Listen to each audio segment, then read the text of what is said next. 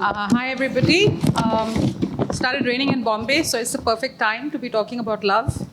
Timing is everything in love, as you know. So I'm also excited to talk to the filmmakers and the creators here because not only in these films that they've made for Modern Love Mumbai, but in their work in general, they have engaged with ideas of desire and how love changes us as people or doesn't let us become the people we want to become sometimes. I'm going to start with Rongita. I think Bombay's always been an iconic city of romance, right? Bombay cinema has actually informed the idea of millions of Indians about romance, freedom, excitement, coming into the city and becoming somebody else than what you were ordained to be. And the cinema itself gave us such a lot of imagery of romance for many, many decades. But in the last maybe couple of decades, we don't really have that, right? Like we don't have Amitabh Bachchan and Maushmi Chatterjee walking in the rain and whatever else. I mean, not even Pawan Malhotra dancing on Marine Drive or any of those things. So in a sense, I feel in your work, there has been an engagement, like whether with 4 More Shots Please or now with Modern Love, a kind of engagement with this idea of desire.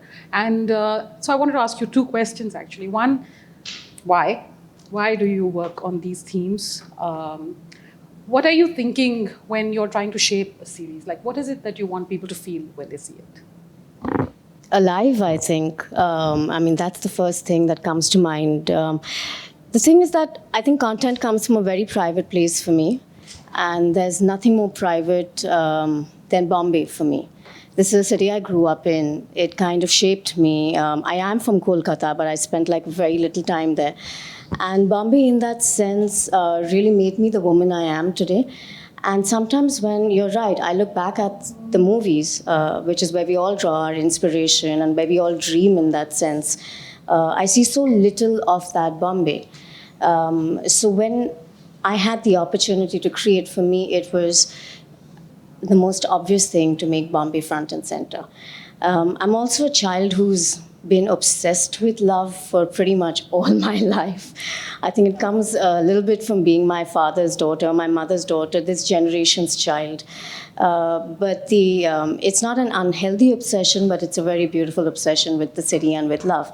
And 4 More Shots Please, I just saw that there were all these narratives about women, about cities, but there was none that was personal.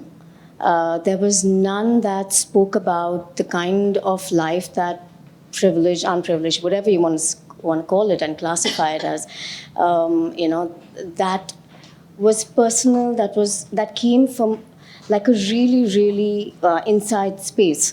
And 4 More Shots for me was that growing up on screen, and bringing that story out to screen. And Modern Love, in that sense, was that obsessed child in love with love herself, bringing that out. So, yeah, so that's why Modern Love, and that's why 4 More Shots Please, in that sense. So when thinking about Modern Love with an anthology, what did you think you wanted its shape to be? Like, what did you want to say about Bombay, and what did you want to say about love in the shape of this anthology? Happy, aspirational. I think we have a lot of gloom around us. We have a pandemic behind us, we have lockdowns behind us, we have life behind us. And I think when we started out making Modern Love, my whole team, and there's a whole bunch of really interesting women who came together to put this whole thing together, we just knew we wanted to come away feeling happy, feeling good about life, feeling good about love. Maybe step away just that tad bit from reality, because ultimately reality is what we live and the cinemas are where we dream, and we wanted to bring that home. So but how did you choose the stories? Because you chose them from the existing repertoire, right? We read about, I think, 500 odd stories of the New York Times that they gave us more. Thank you. They gave us access to. And it was, and we fought because something that not everybody knows is that there's a Modern Love Japan, there's a Modern Love I don't know, all kinds of places that's going to be coming up. And we fought for the stories that we really wanted to bring front and center. But even when we were doing that, we did want to represent, not token representation, but really represent. We wanted to, like I said, tell good, warm, happy stories that could be relatable to us here sitting in Bombay, to people sitting across the country, and to people sitting around the world. And somewhere they still needed to feel like India, and not just like a generalized version of love that the world is aware of. But reachable, identifiable, relatable, but India. Speaking about representation, actually, I had a question, Hansel, for you, because your film, more than the others, engages very front and center with political identities and the politics of identity. But when we're talking about love, which is extremely interior, how do you actually tread a balance between these two concepts of the publicness of identity and the privateness of love, and how unpredictable it can be actually when you're making something within an anthology about love? Yeah, I don't know. The process of choosing the stories was organic. I mean, we were given these. There was a race. We were given 6. We did it very interesting. It was very interesting. We were given 6 stories, and each of us was asked to select first come first serve. So I think I was the first one to respond. We sent out an email. Good with to be all on the time, stories. Dhruv, for that reason. Yeah. And they all read, and they were fighting. I still remember Dhruv wanted a story that Alankrita had, and Vishal wanted a story that I don't know. Hansal wanted the story that I got Vishal the story I wanted. He wanted. So everybody. Shonali fought with everybody for her story. She's not here, but she So she's not here. It seems you all obviously pissed her off. Yeah, but there was a natural, you sort of gravitated towards one story. I did not look at any of the other stories as something I wanted to do. This story was something that I just felt that maybe this is the one that I can adapt. And that was it. I think a lot of this, the politics, the things about identity, about invisibility, about privacy, all these things become part of your DNA. As a filmmaker, I don't think I do it consciously. It is all a product of the stories and the characters that you bring out in your adaptations. All your years of things that you feel come out in those characters, in the world that you show. So it's like 11 to 12 years since I've actually started finding myself in the stories that I tell. And I think so I just follow my instinct. I really don't think so much about it. I think about it after I make it.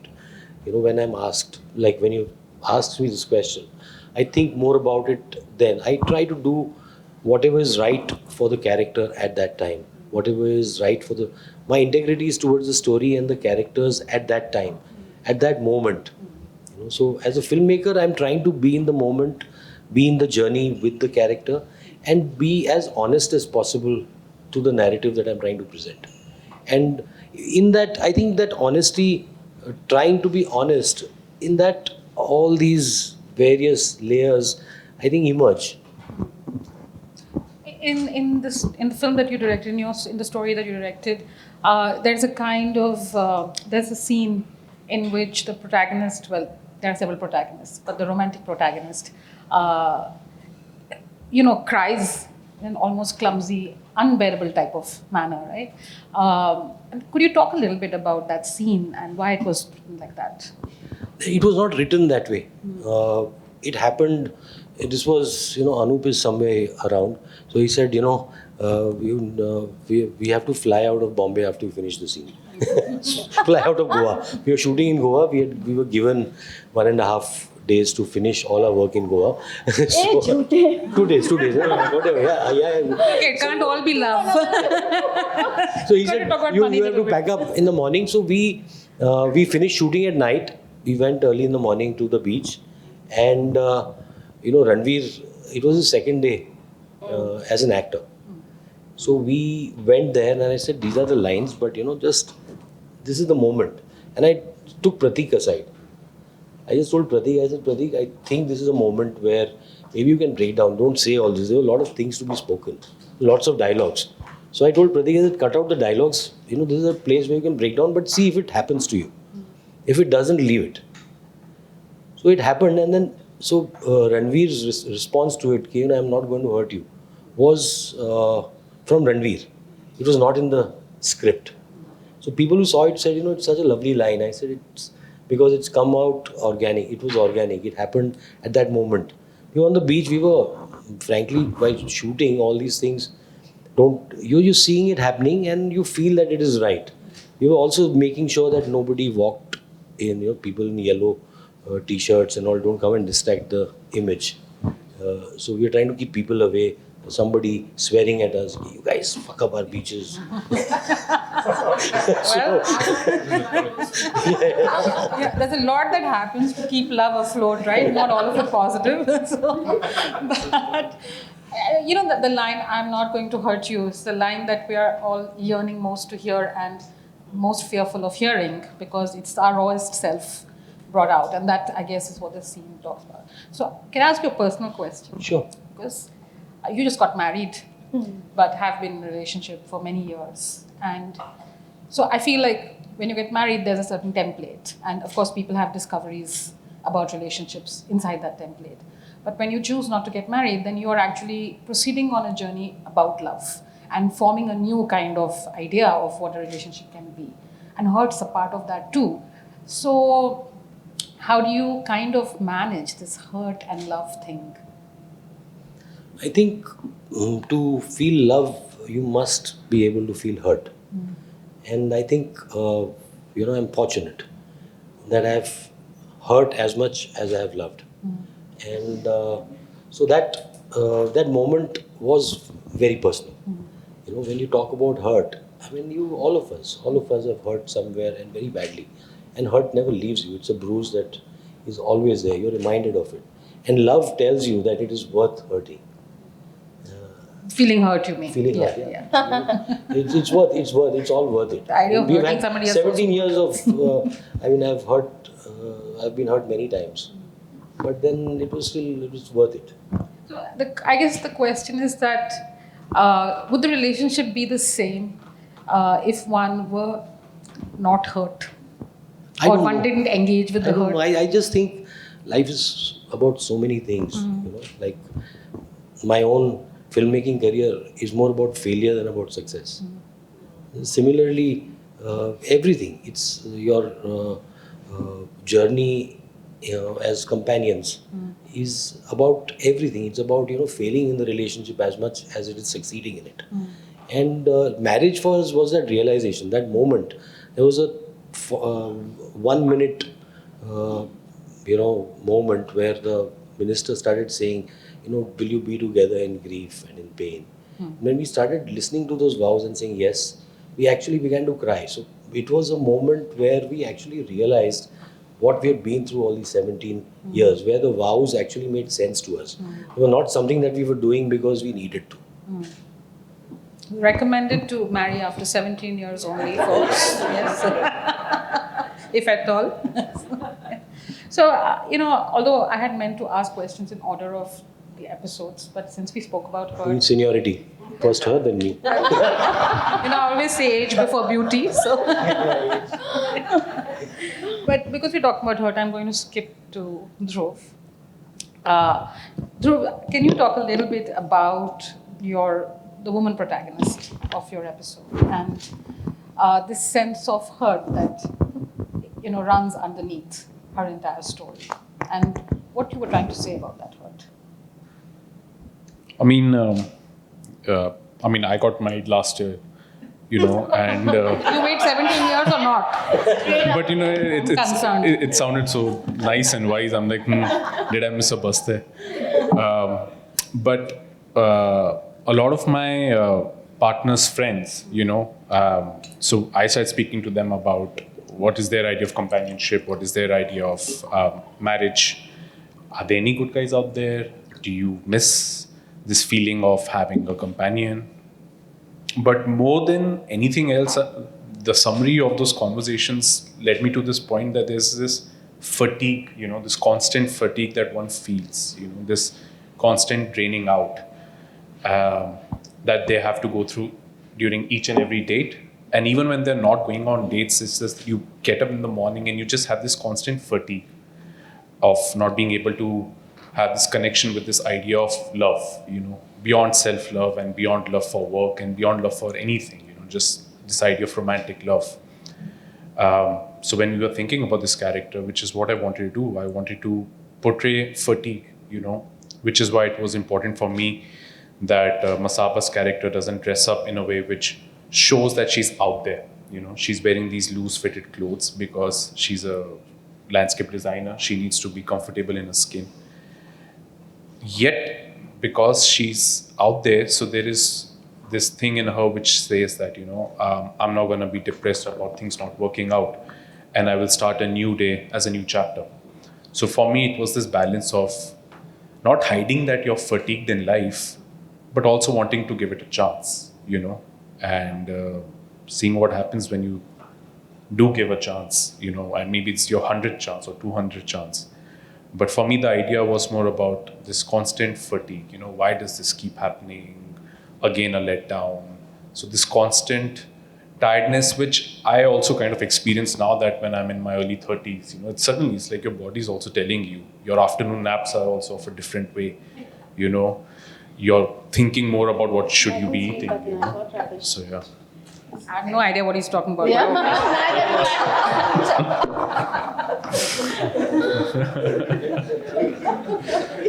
Well, yeah. I believe you. Nothing. I think 30s is the new 50s, I guess. I don't know. Yeah, so it was more about fatigue, yeah. Dhruv was constantly fatigued by life. Yeah. Even after a holiday, I'm always fatigued. But is the fatigue that her character feels, is it only about the endless treadmill of dating online and its numerical tendency, or is that fatigue tied to something else? Because you seem to be suggesting it. Well, it's more about not having access to authenticity, which is what we try to do when we are trying to mirror her romantic life with her professional life. She's done landscape designing as an architect, but every brief to her is about, can you do these plants in a way which is easy? It doesn't matter if they're plastic. So it's this complete lack of authenticity that she feels in her life. And then what happens when you meet someone authentic in a place which also gives you an access to authenticity, building a Nana Nani park, what happens to you? So, yeah. But she doesn't get to build the park. She doesn't. So what's the real future of authenticity then? Then it's there. It's there. Maybe not as present in so much abundance, but it's definitely there. But you have to keep an eye out. But what is authenticity actually? When you say authenticity, what are you talking about? Which is what she says, that, an experience which lets you go easy on yourself, which doesn't make you judge your own self, which makes you forget as if social media exists, where she experiences a world, or she has an experience where she's not constantly judging herself, where you can be authentic, authenticity lends to being authentic, to an authentic version of yourself, which is what she was probably missing. I think one of the things I wondered was that, do we have to love Thane? In a sense, Thane becoming kind of emblematic of this idea of authenticity, because it's not Bombay, right? Yeah. But is it not possible to find that authenticity in Bombay? No, of course it is, and I'm not trying... I know it's a metaphor, but I'm just questioning. Yeah, no. And,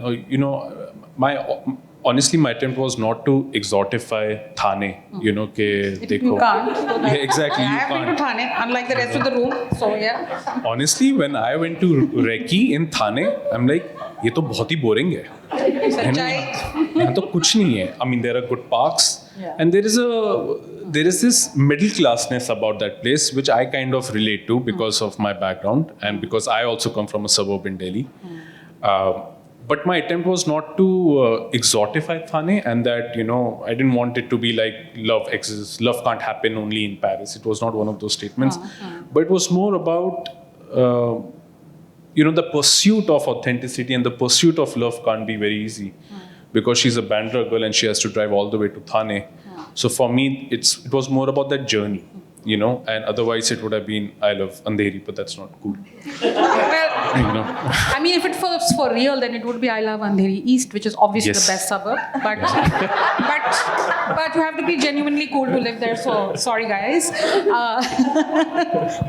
But the thing is, no, I think that idea that you have to that love is hard. That love isn't like a 2-kilometer radius in a sense, which is what people often set their dating app to, right? That it's got to be quick and easy, otherwise I don't want it.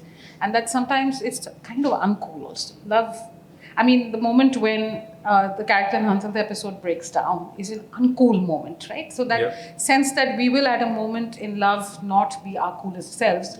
It doesn't mean that we're not cool, but there's a moment when we're not. I thought that was important. But I also thought, as you said, that you are from a suburb outside Delhi, that in some ways what ran through your episode or your film was that idea of sometimes people choose a love that is very much like the home that they had, like where they feel. Yeah, and also she is from Thane. Right, she that's had a childhood, which is, so for me the title was not I Love the Boy. It was I Love Myself. Through this journey that I took. And he's just a medium hai, It was more about coming home. Which is why it was, it ends with the starting point of their love and not with them going through these crazy emotions, Yeah. I missed a little bit of the crazy emotions, I must say. I'm like a fan of crazy love. So, yeah. But, Alankrita, while watching, I thought like Sarika's character in your episode was just fantastic. And she was wonderful also. And when she first started to speak, when she was always critical of everything, I was like, am I like that? That feeling. And I really love the way that, slowly the unpacking of how much pain there is inside, which she is being too, you can understand very much that character, let me say that, with that you get a lot of time to understand what she's like, which is becoming increasingly rare in any Indian content, right? Like I'm a slave to K-drama because of its deep character interest. So this thing of staying with one person and peeling petal by petal, right? That sense of what's at her core, this pain of having lost somebody she loved. So I was also interested because you kind of traversed a territory you've traversed before in your films, the older woman and the younger man, one of India's most common type of romantic relationships, I can tell you, since I run Agents of Ishq and I know what people are always talking about, right? But you did it a bit differently in this. So I was wondering if you could talk about some of that, like thinking about that type of relationship and what it is that you wanted to say through it this time. So, I think, for me, what actually happens, of course, in Sarika's character's life came from the essay, the fact that, like what she sort of decides to do. But I think for me, what was very interesting was that exactly that I think I really enjoyed the fact that I just had this one character to sort of dwell on and just see, capture those few days in her life where everything is the same and yet nothing is the same. So I think I just was very drawn to this idea that sometimes something is very transient, it's like an interaction that it's not that it's meant to last forever or it's necessarily so deep, but it shifts something inside of us, and that shift stays, and that shift is important.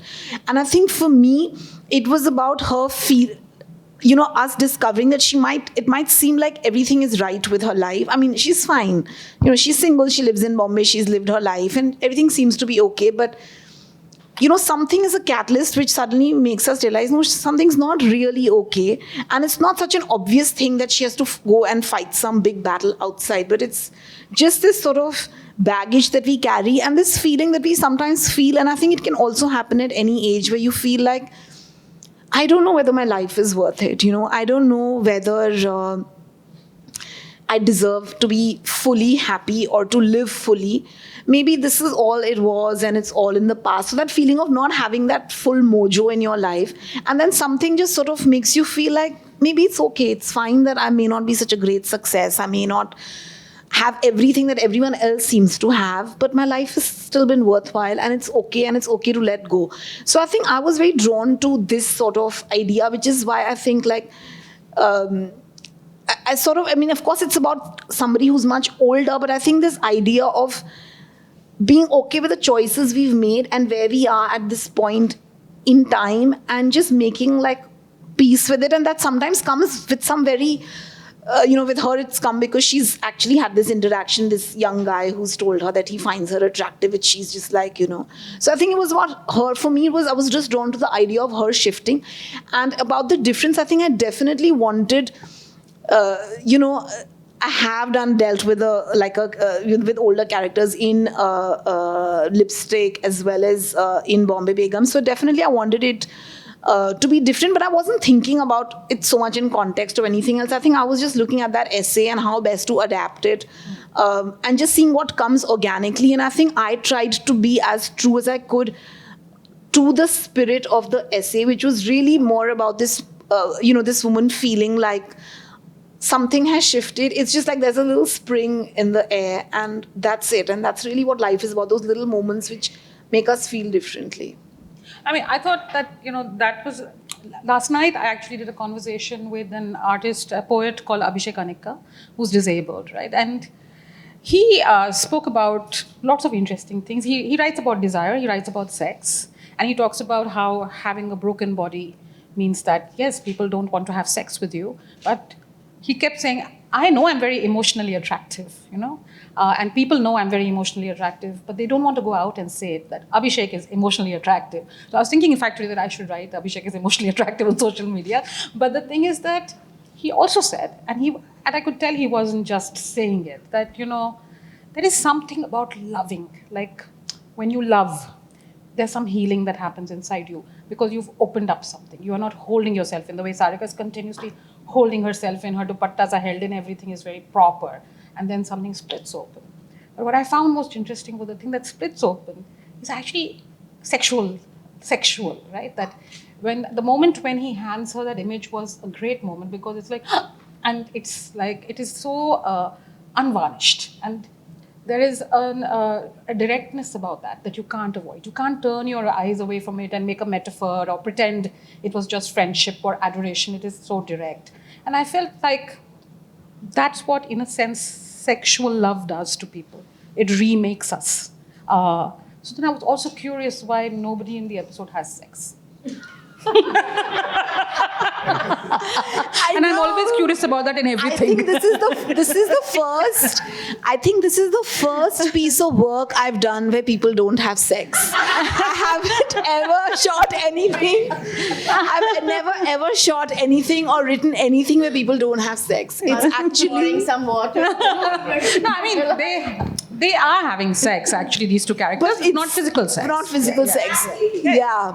So I'm talking about physical sex, that I've never written anything. I've never shot anything where I didn't have to shoot sex. So I think it really came from her character, because I think the thing is that she didn't want to act upon it like in a physical way. Like, I think she was acting upon it in her head, but I think she didn't feel like, I think she found this boy charming, but it's like, it's not like she actually wanted to have sex with him. I think if she had really wanted it, she would have done it. I think for me, it came from there, that she found him charming, she found him interesting. But I think for her, it was about what was happening in her head. Otherwise, I would have loved to this thing, but I just didn't feel it was... But what about the others? You see, they play that great scene where they're playing cards, and none of them are having sex, including the person who's she's not even having phone sex with her boyfriend whom she's talking about. So why? I want to know. No, they are... Acha, you're talking about the friends. Yeah. I mean, Navneet Nishan, she's from Tara. And in my mind, she's the first sex girl of Indian television, right? Like Tara is an iconic show for many reasons. Even she is not having sex. Yeah, they're all going through a really dry phase in their lives. So there's a deep truth here. People are not having as much sex as you think they are. I think maybe I was, The sexual revolution is no sex. Yeah. But well, the one whose husband is cheating on her, she's having sex in my backstory. Because he's In the backstory, this is heartbreaking, right? Like all sex is in the past. Well, she's saying husband is trying to make it up to her because he's having an affair. But yeah, I didn't think about that. That's something to think about. That none of them is actually doing very well in terms of I mean, I don't know what well, but I just wanted to know anyway. Curiosity, brilliant curiosity aside. Nopur, I think that your story was so fascinating because after I don't know how long that we saw a representation of domestic love. Like I feel like we haven't seen that since Dulhan Wahi Jo Piya Man Bhai and those films which actually, or well, maybe Mani Ratnam does it a little bit, but it gets repurposed into something else. But the idea of love, like from Suhag Raat to Ma Tujhe Salam is one quick this thing. But I'm just saying that in that idea that love will happen inside domesticity, and maybe one of the most beautiful examples of that is Swami, where the nice guy is also somebody you can be in love with, but it takes you a little time to get there, right? So this idea of domestic love, but what I loved about the episode, and I wonder if you talk about it a bit, is this idea that, there is this domestic love which is beset by irritation, beset by a feeling of being overlooked, not having time, not being taken seriously. And then, that right at the end of it, like, ye umad ke aata hai pyar, like that feeling that she feels. This was a really interesting journey. But it also said something quite uncommon about gender. So I wish you would talk about that a bit.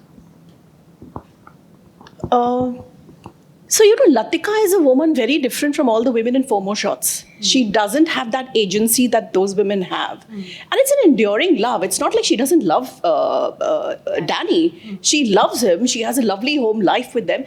But she also has her dreams, which are unrealized. And what triggers her off that day is it's her mentor's book launch.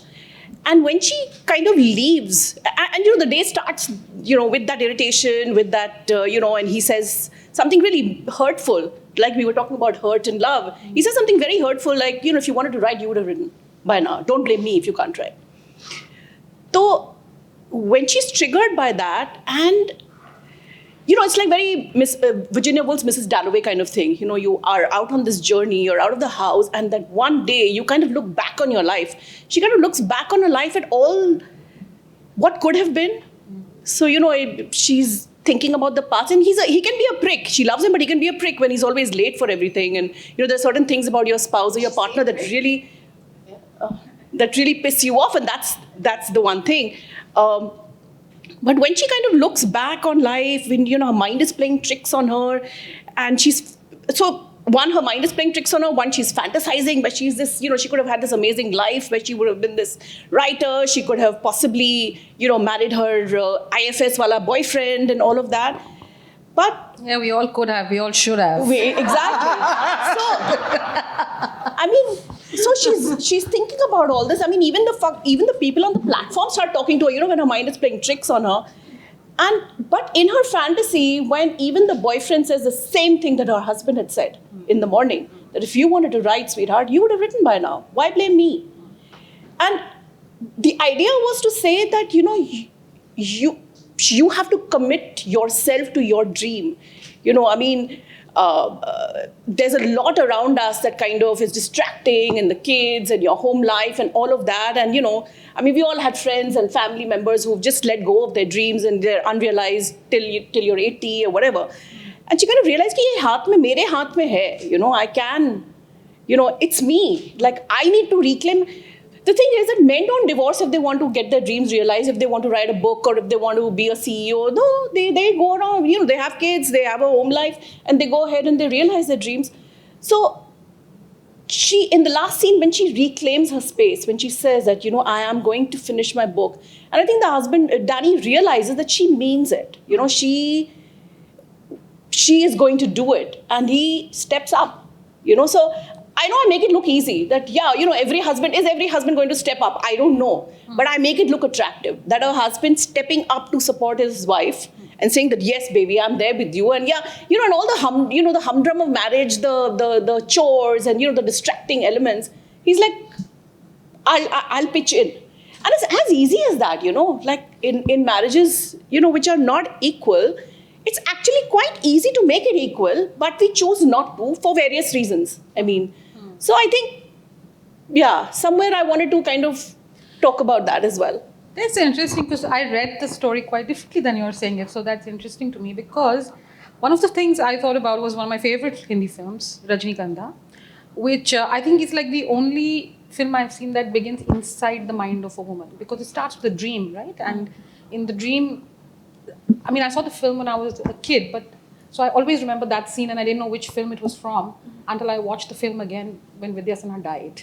And it is that there's a train, the person wakes up and the train is stopped and she's alone on the train, which is a terrifying kind of image.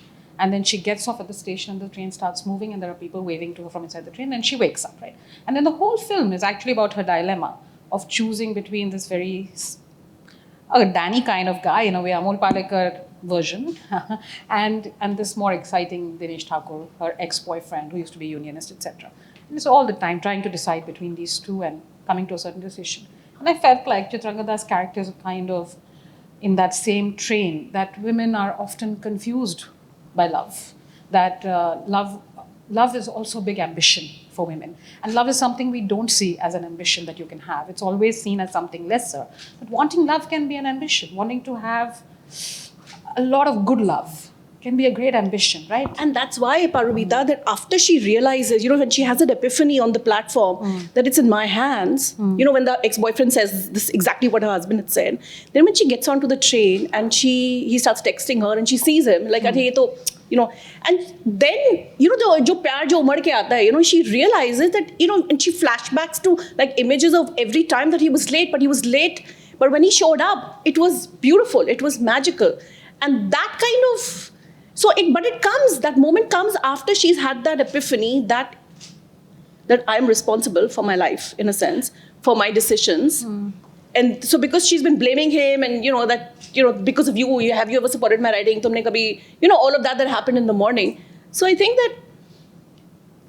she's able to also sort of have that moment, be at peace with her love, recognize her love, reclaim her love in her head, is also somewhere because of that moment that she's had with herself. She doesn't think of the love as a waste at that moment, which is what she's been and it's feeling. Enduring love, it's like 17 years of a marriage. 17 is the magic number here. I'm just saying, right? Please take note.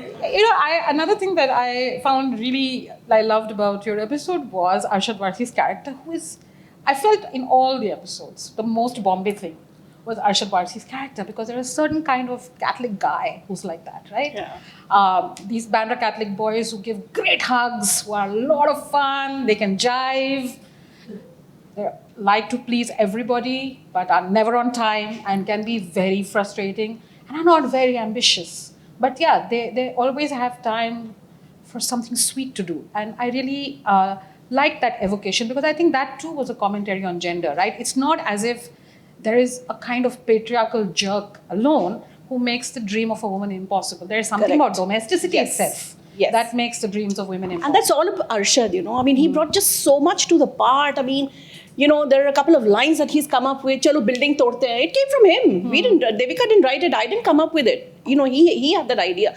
So because he's a Bombay boy as well. So he brings so much to Danny that it's and he's a dancing Bombay boy, right? Yeah, So there's that. Yeah, you can make out those hugs. That kind of a hugging man is a very particular man. Everybody knows what I'm talking about. Too few of them. Never seen them on Tinder. Yeah. If people start writing on their dating app bio, gives great hugs, I don't think you'll get ghosted. But anyway, but then you'll have to follow through. Yeah. So I actually have also a question for the whole panel. So maybe everybody can answer it, or whoever wants to answer it can answer it. That we all start out with some desires for love, from love, and those things change as we go through life, not necessarily for better or worse, or in that typical arc of, I was romantic and now I'm practical, not like that. But some new learnings about love happen as we go through life. So, can you all talk about that? Can start from that. You just got married. You start. Talk about love. Always. Well, everybody can talk about love. That's the best thing about it. I'm though still looking for it, boss. That's the thing. That's why You can talk about it the most since you spend a lot of time thinking about it. Oh, I convinced Nupu to get on the apps, right? Remember that? I helped her write her bio. She helped me write. She wrote my bio actually. I wrote her bio. Did it help? No, Yara. It was like, his character Don't- got tired of don't quit your swiping day left job. and then never went on a date. Yeah. What was the question? Question. What have you learned about love? Sorry. What have you learned about love by I don't know Engaging if I've with learnt enough. I'm discovering it. And it's. I got my first marriage was when I was 21 and a half. I got married, and very brave. And I had a child when I was 23. So, at that time I did not know anything. It was I got into a marriage. It's like somebody said, getting married for free sex is like buying a Boeing jumbo jet for the free peanuts. I don't know if sex is peanuts, but but depends on the sex. Yeah. So it started from that place. I mean, I got married, I had children, and I guess I've been searching. That search for love never ends. You seek it through your friendships, through your relationships, through your work, through the characters that you depict on screen. So that search is never ending, I think, and that's what keeps you alive. That search for love. I mean, even when you're going, you have your loved ones around you, and you sort of discover maybe this is love, that they're all around you. So I think that discovery never really ends. And I think it makes the world go round.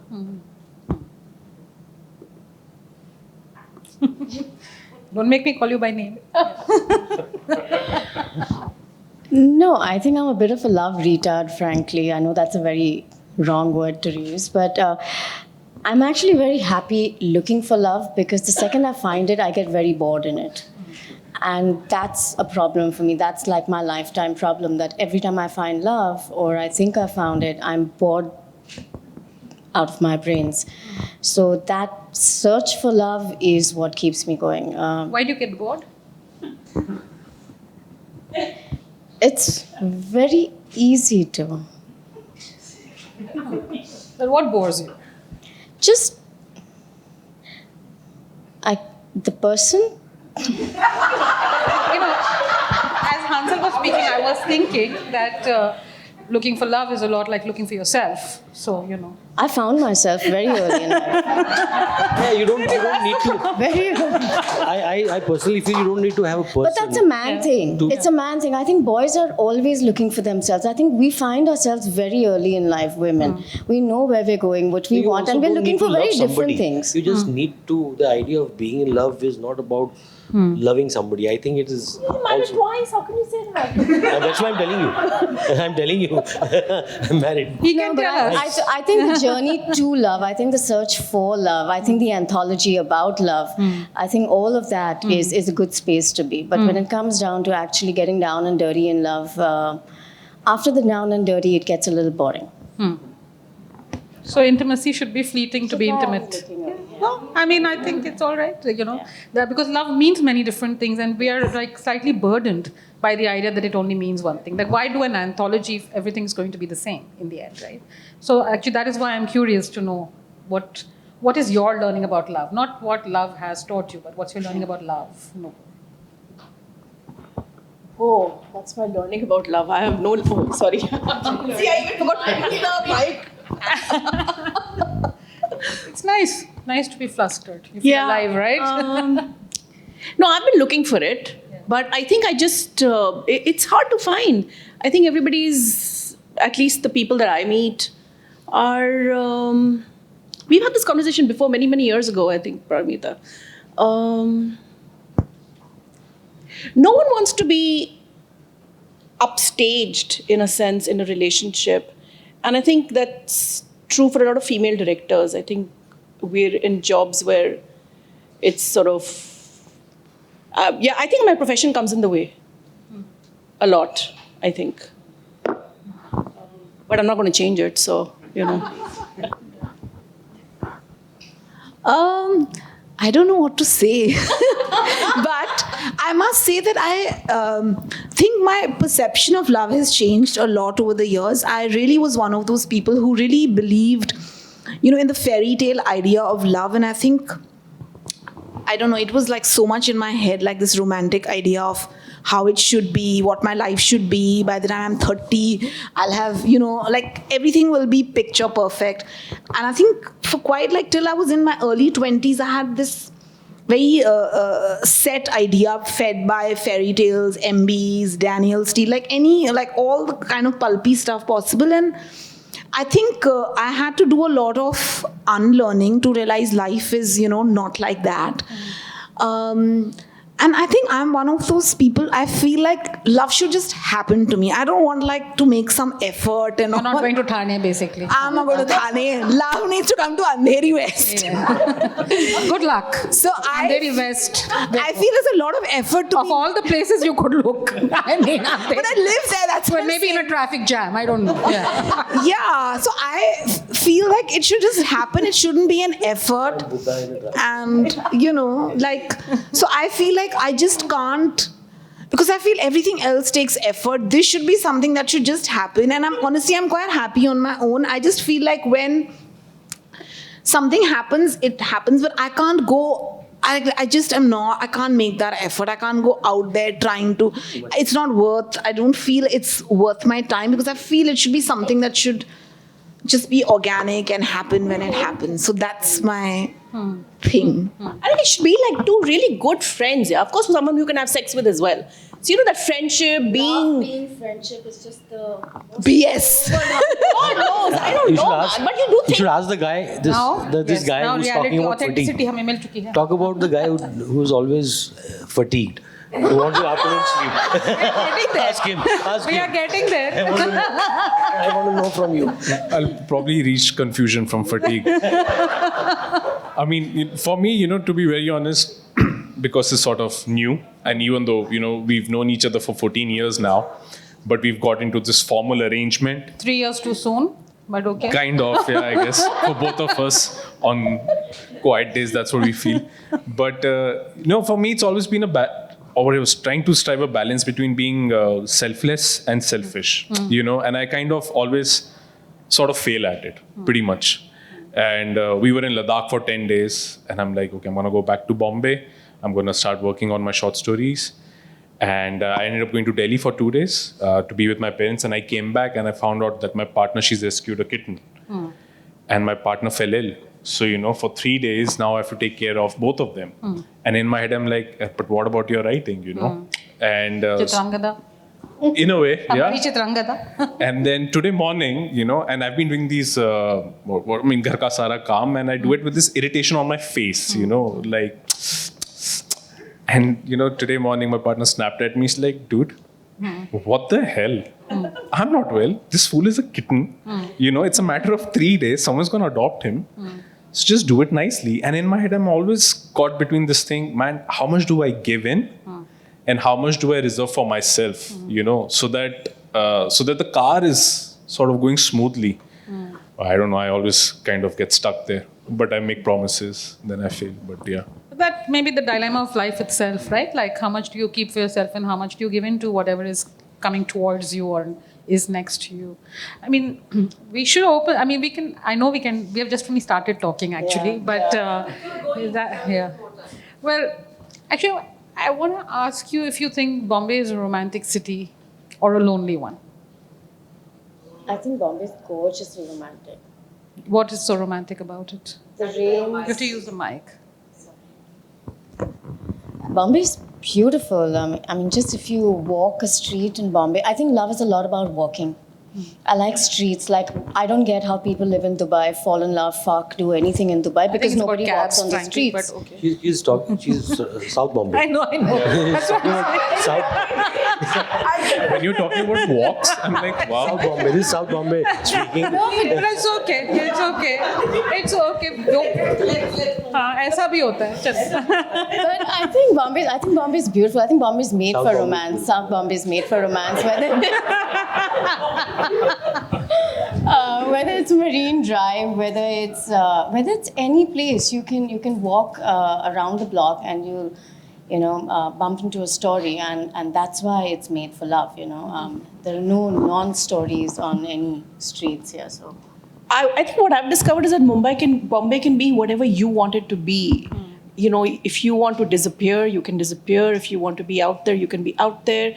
There is romance, there is loneliness, there's everything. I mean, I think that it's an amalgamation of everything, but you take from it what suits you and what works for you, I think, individually.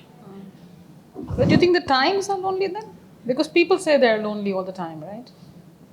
Well, I've traveled around the world and I find Bombay the least lonely place anywhere in the world. I spent 3 weeks to be with friends in San Francisco, and San Francisco is a gorgeous city. But I was craving to come back to Bombay. The moment you come back to Bombay, you feel that there's something. It has a beating heart. It's a city with a beating heart, and with all its flaws. It's like my various marriages. They've been good. But it's like your most enduring relationship. You go anywhere in the country, anywhere in the Mumbai, just Bombay, just draws you in. A single woman would choose to live in Bombay over any other city in India. For all the reasons that we've spoken about umpteen number of times, it's safety, just the fact that you have a voice, it envelops you. You have a voice. That's it. And that little bit that in my film that we talked about Bombay, it's sabko apni baahon mein bhar leti. That is just like a little ode to the city itself. I mean that it really is that, right? The city just draws you in, and then you make what you want of it. But I think maybe there's a lot said about it being safe for women, and yes, of course, it is relative to other places. But perhaps what's really exceptional about Bombay for women is that you can have a kind of privacy. Yes. Which is something you can never have. Yes. For women, it's always like, what are you thinking? Everything about you is controlled, and your desire for privateness is something you really have to struggle for.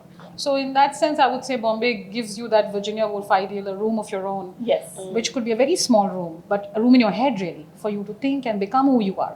Which I think very few places give you that in a way. So yeah. But I think that journey is very difficult. That journey to accept Bombay, that doesn't come easily. And Only to people from Delhi. No, I'm from Delhi. Not true. I'm from Delhi. I'm from I love Delhi. Bombay. and from various small towns also, they leave very fast. Yeah, yeah. But I also believe that the city has the biggest canvas for love. And at least speaking personally, every 1 year or every 2 years, I've fallen in love with a new aspect of the city. Be it and you see the weirdness of the city, which is a sign of a cosmopolitan city. There's a baobab, so there's like a tree club of Bombay. There's a cycling club of Bombay. There is plenty of walking tours. There's like a seashore club of Bombay. So it just gives you this canvas, but you really have to walk towards it, which I think is needed. Otherwise, yeah. Well, Bombay has, every corner. I can remember, I can walk to Bandra Fort and say, okay, this spot and this spot, I made out here. And it's a city where you can talk about that with pride. You can walk past Marine Drive and say, yeah, I parked the car here. And nobody bothered me. And I can say that with pride that, I would just stop, you kiss, and nobody gives a fuck about it. And that I'm proud of the fact that Bombay is that kind of a city where I could love freely. Actually, I think this is a very interesting thing about Bombay also, that you have privacy in public, right? Like you can kiss on Marine Drive, and uncle can be walking with his evening constitutional and accept you, right? Yeah. You drive past, early in the morning when you're walking past the beach. You have, this girl in a burqa and her boyfriend, and both of them, very intimate with each other, and nobody troubles them. Nobody says, "Ki, "Arey, look, ye Musalman ye kar raha hai," and all. Nothing, none of it. Nobody troubles them, and I think that is something that as Bombayites we need to keep alive. We can't let it get taken away from us. That is the only thing. I'm Hansal Mehta can be married to a Safina Hussain because it's Bombay. At Agents of Ishq some years ago, we made a PDA map of India. Right? So we asked people like, what are your favorite PDA locations? And I mean, Bombay has a lot of PDA locations, including the triangular space behind the chemistry building in IIT Powai. And people have mapped the city by desire so much. And actually, I wish that there were more maps like that being sold. Like if we could stamp all the geographical maps with our desires, we would perhaps think of our own identities very differently also. Yeah. But Alan. I think that Bombay, I agree. Like, I feel it's not a city at all where I feel lonely. And I've lived here alone all my life, which now I feel like for almost 20 years, 18, 20 years. So I think it's a very, beautiful city. And I think the one thing that I learned about love when I moved to Bombay is that I think, Delhi had given me a very black and white idea of love. And maybe also it was that age, I was still in college.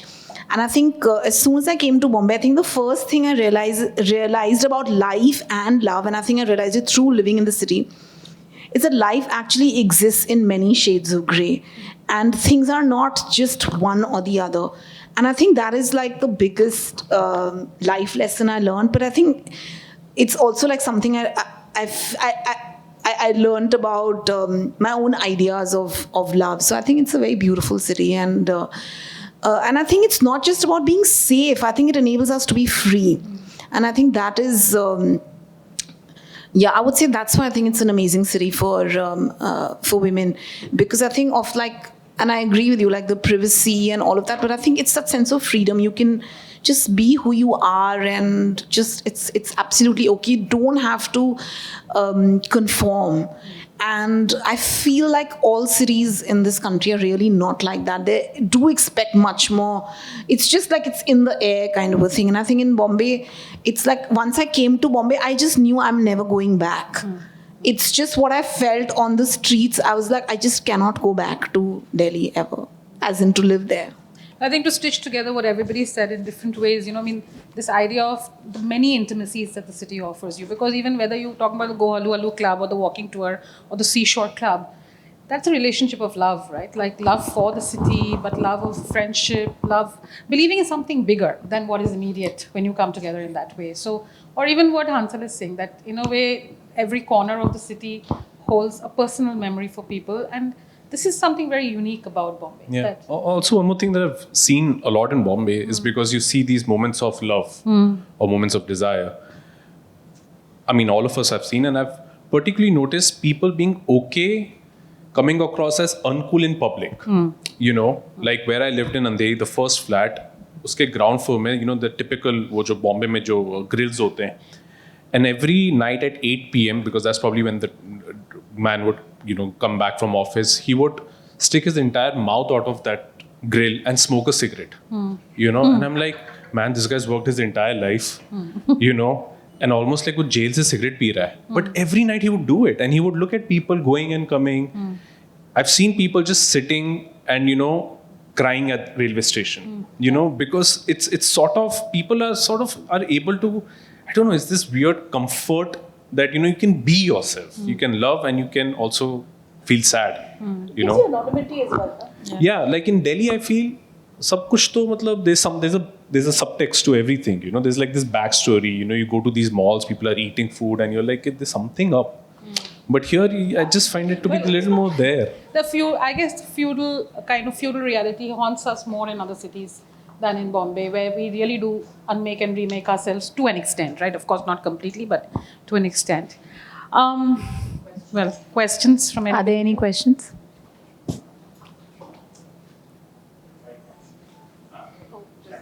He's just come. I was just wondering, I mean, this, I can sense this Delhi Bombay thing haunts us all our lives. It's okay, my voice, I think will carry. I think Delhi is romantic, actually. But Yeah, so actually, I'm curious, as filmmakers, if you were to do a romantic story in Delhi, and we can start with you, Dhruv, and take, how would you set it? Just, you don't have to do the whole thing, just, I don't know, to be honest, but I mean, lately since 2 years, because my parents have retired, and I just find them to be, there's this overconsumption of food, religion, and TV, and family, So a love story which goes through all these 4 things, would probably be my thing, because for me, these 4 are these big hurdles that I feel for them, that if they cross these 4 hurdles, maybe they'll be like, but I always find them to be tensed. But they've surrounded themselves with these 4 intense experiences, So, yeah. I'm just trying to think. I think if I had to set a love story in Delhi, I would definitely set it in I think something about Delhi University, because I studied in Delhi. So I think university life in Delhi is, I think, very, very interesting. And I think it really does deal with, because I think that if you're living in Delhi and then your family is also there, I think there's always there's a lot happening vis-a-vis dealing with family, dealing with convention. I think also it's a city where there's so much, the power structures are so clear that even as a young person who's studying, you always feel it. So I think that would really sort of come through. You're always conscious of, at least I was when I was studying in Delhi, there's always that consciousness of where you come from and where the other person comes from, and you are never free from that hierarchy of the power structure. So I think that would, for me, definitely play a part. And also how difficult it is to own the night in Delhi as a woman.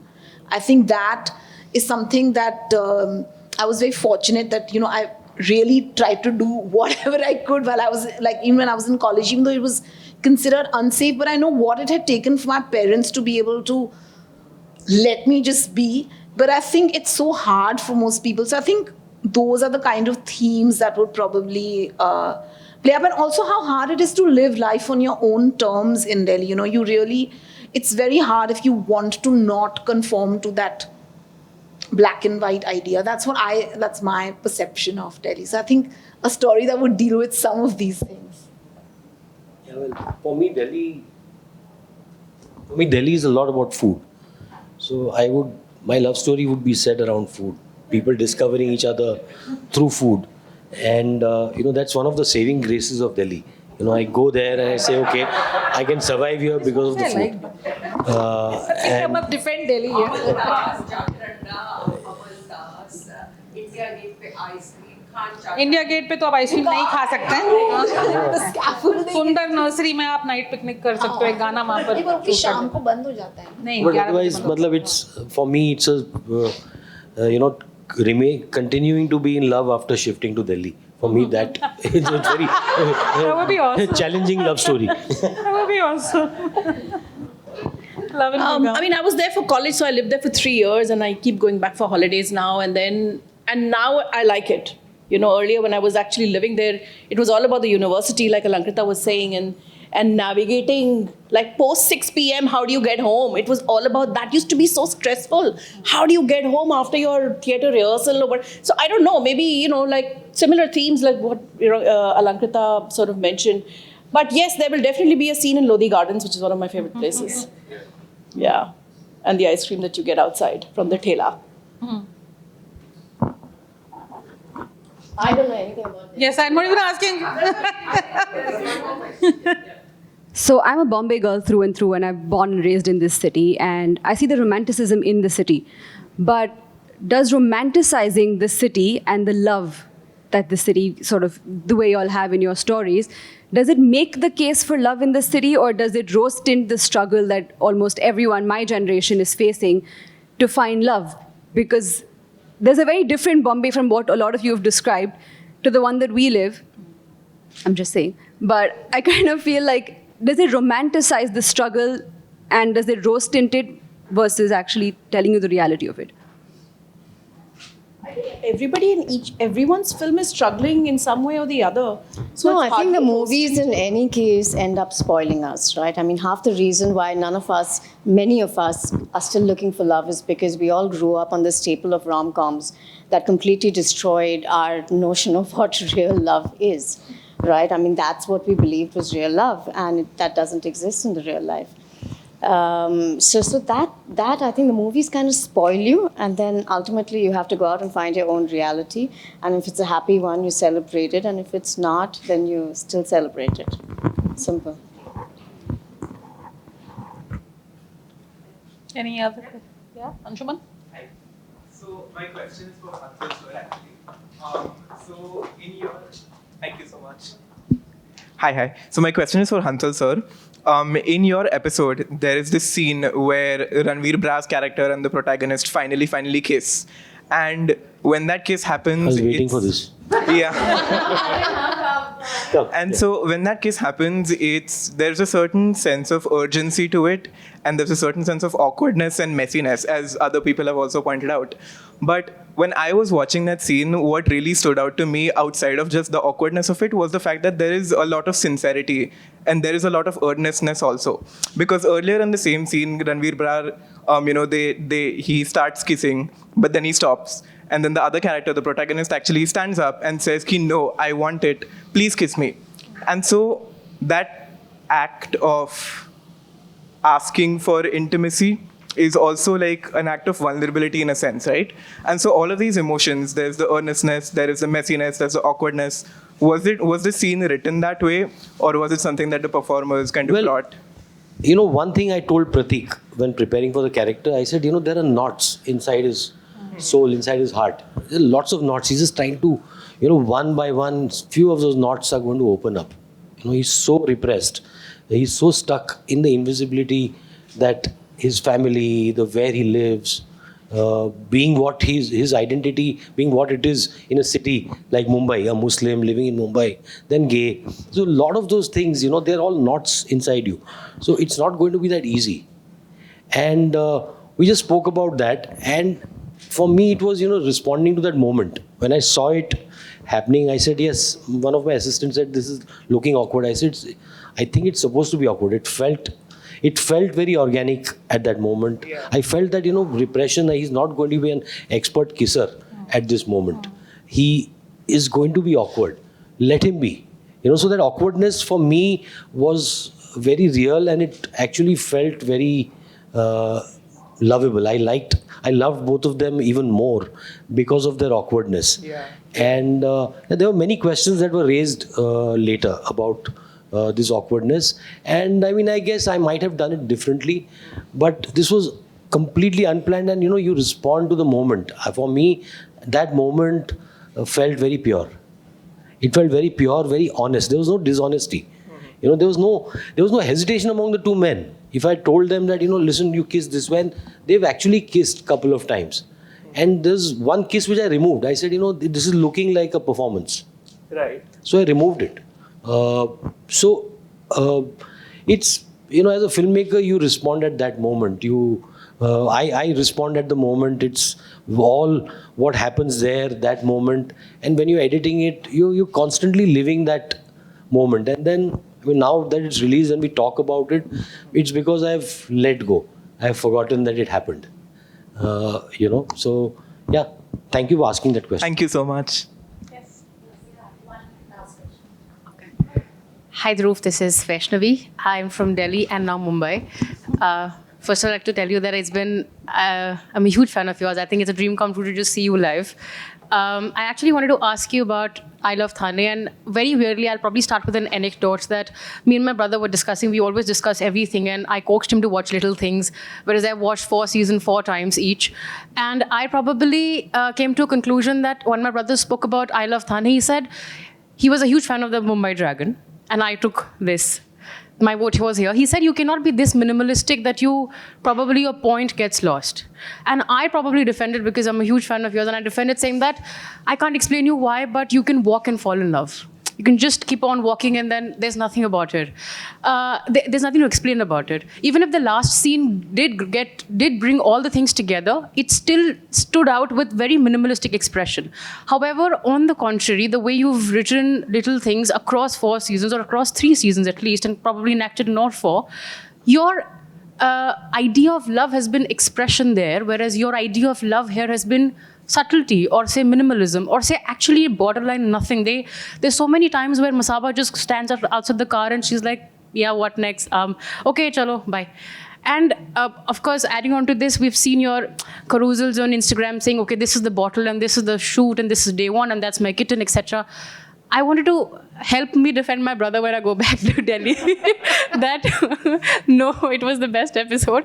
More than that, just kidding. I wanted to know how did you being one common point between that expression of art to this expression of art changed so much? You cannot probably, I'm pretty sure you've not given up just ki audience ko kya acha lagega. You've expressed somewhere yourself. Help me understand. How was that about expression and this was about subtlety, and yet we loved both? I mean, thanks for asking the question. I don't know, to be very honest. For me, it's very important. I mean, as a person that I am, as someone in my writing or in my creation for whatever story, I've always fallen in love with the dailiness of life, the daily negotiation and the daily struggle and the daily courage of life. You know, for me, that's always been something which I've sort of been a fan of, been confused by, and been totally in love with. But when it comes to the two of them, you know, for little things, now I'm not gonna sound very nice when I say that it seems a little easier because the chemistry is already there, you know, and it's so much about the performances, it's so much about the ease. But here it's more about finding something within the emptiness of it, you know, which is why, you know, they just sit and he says that I'm going to take a bribe and that's me, you know, and she has this thing where she says that you have a memory of me from childhood. Is it about the one where I was caught kissing? You know, so it's not performative, you know, and they're not performing for anyone because she does that on daily basis with the number of days that she goes on through these apps. But for me, it was just about how much can you bear without trying to show that I'm here, man, this is me, you know, and I'm gonna just be myself totally in a way which is slightly graceful, in a way which is slightly shy, in a way which is slightly new to this idea of possibility, you know. How much can you just be yourself, you know? Can you be normal and yet fall in love? So for me, that was this idea of curiosity. Just be normal, you know. There's this quote by Philip Seymour Hoffman. He's this genius actor who passed away a few years back. He said, you know, in a world which is fully bankrupt, the true currency of money is when it's about, I'm paraphrasing in a very bad way, it's about who you are when you're totally uncool, you know. So it's just two people who are not being cool towards each other, you know, and yet they find a sense of bond. So who you are when you're not cool, you know. Sure. I think little things also had length. So that portrayed longevity. Here, probably it was shorter. So you had to, probably your expression also became altered that way. Had it been for 4 seasons, Saiba and I forgot the names of the character. Parth would have been evolved differently. Absolutely. And, you know, here, because you don't just want it to be about these two people, you know, you want it to be about work, you want it to be about self, you want it to be, what is this idea of journey when you take from one place to another? What kind of, the more forward you go, the more backward you go, which is why she thinks about this one time she actually went to to Bandra. But yeah, you know, in my diary, I just have this entire scenes written what happens when she finally goes to his house, you know, when she finally sees his room. And what happens when Dolly Singh's character finally loses connection, you know, mobile connection, and she's out trekking in Assam, Gangtok. You know, then what happens, you know? But it's length. But it's still fun, you know? Yeah. So, yeah. Sure. Thank you. Thank you. Thank you so much. Thank you, everyone. We'll wrap up for today. And thank you to Rangita, Nupur, Hansal, Alankrita, Dhruv, and Paromita. Let's give them a big hand. And thank you everyone for joining us this evening amidst the rain.